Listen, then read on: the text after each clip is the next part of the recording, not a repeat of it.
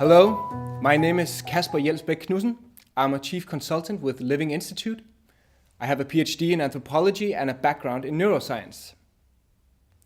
I'm here to explain to you the concept of unconscious bias. But before I do so, let me give you an example from my own life. So one afternoon, I'm sitting together with my supervisor. We are arranging name tags for an important client event the following day. This is late in the afternoon, and it has been somewhat a stressful day, a busy day at least. I'm somewhat tired and a bit stressed. My supervisor goes through the name list, and I check that we have all the name tags. At one point, my supervisor asked me to find a CEO of a Danish company. I go through the name tags, but I can't find this person. I ask my supervisor to please repeat the name of the company. My supervisor does. Yet still, I can't see this person. Now, all of a sudden, I become nervous. My heart starts to race. Have I forgotten to print out this very important client?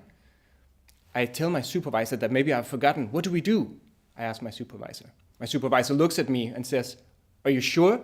You know, her name is Maria." Oops. All of a sudden, I realize what I've done. In hearing the name CEO, the word CEO, I have unconsciously and unintentionally looked for a man's name, not a woman's name. And yet there it was, the name tag right in front of me, with the company name, the title, CEO, but it was a woman's name. I couldn't see it. What was more, sitting next to my supervisor, who is the CEO of our company and a woman, I had made a double mistake. Ouch. No good. So why am I telling you this story right now? Well, the point is actually two things. First of all, it illustrates what unconscious bias is. It's a kind of blindness, an inability to see factual information that's right before our eyes, but we can't see it because our brain expects to see something else. Second point, unconscious bias, if left unchecked, can lead to very negative consequences for our businesses because of the poor decisions we make. So, what do I mean by negative consequences of unconscious bias? Well, let me give you an example. Imagine this.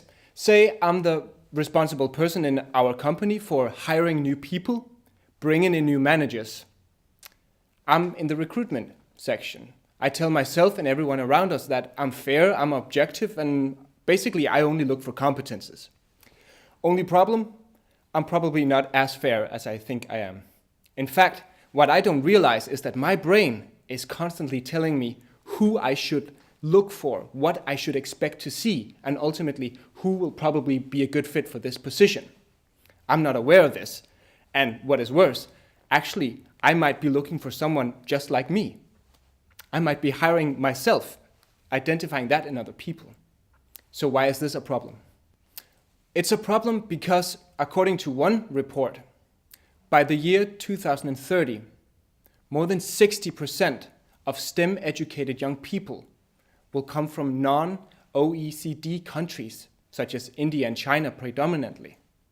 In fact, more than 70% of young people with tertiary education all over the world will come from non-OECD and G20 countries by the year 2030. This means that if I'm basically looking for myself in other people, I will probably miss out on a very large pool of talent. Another report found that if you have diversity in a team, that team will produce better business decisions, well, compared to all male, homogenous teams. In fact, the report found that up to 87% of the time, diversified teams can and will make better business decisions. Now, researchers have found more than 150 biases. Should you remember all of them? No. There's only really one bias you need to know about. If you are like me, you've probably said to yourself a couple of times, I'm fair, I'm objective. Other people have unconscious bias, I don't. That's the one bias you need to be aware of. We call it the bias, or sometimes the Überbias. It's not even knowing that you have unconscious bias. So to understand why we have unconscious bias, let's take a closer look at what is actually going on inside the brain. Every second, our unconscious brain processes more than 11 million bits of information. Of those 11 million, we are only aware of about 40 or so. This means that our unconscious brain is responsible for basically giving us all the information we need to act right in our everyday life, to stay alive, basically. But it also means that our brain cannot scrutinize every little bit of information very carefully. So it has to do so by recognizing patterns. It has to take in information, catalog it, because it has seen it before, it knows what it is. And then if it does, it passes it on. This means that what the brain is actually doing, because there's so much information to be processed in so little time, our brain does what researchers at the University of Sussex have called the best guess. Our brain is a guessing brain. Let me show you an example of what it means to have a guessing brain. Take a look at this image. What's the first thing you see? What if I were to tell you that this is actually an image of a cow? Is that what you saw? If you saw something else, perhaps something completely different, this was your brain guessing. Your brain tells you what you can expect to see, and this is actually visually what you see. Our brain is guessing, it's looking for familiar information, and then it passes that on to your conscious mind, and this is what you will be seeing. Now imagine we turn off the image of the cow and we turn it back on. Immediately you should be able to see the cow. In fact, by now, for most people, it's pretty difficult not to see the cow. So what happens? Well, if you didn't see the cow, your brain has been rewired. You now see something that's factually correct, and your brain has a better chance of guessing accurately. Let's go back to the small steps you can actually take today to become more aware of your unconscious bias. Next time you are presented with new information, try to think about the cow. Articulate what you are seeing, and then ask other people what they're seeing. If you are not seeing the same thing, well, then try to put yourself in their shoes, see things from their perspective. Also, if you are in situations where you need to make a decision based on new information, reflect on your emotional state.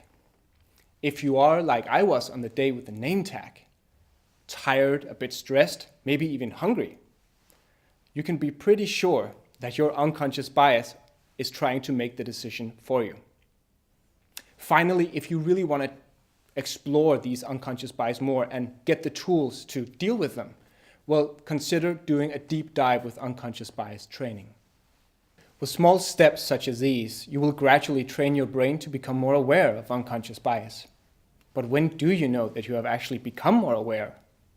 Well, let's say the next time you're hiring in new people to your company, you're no longer looking to hire just, well, yourself or people very similar to you.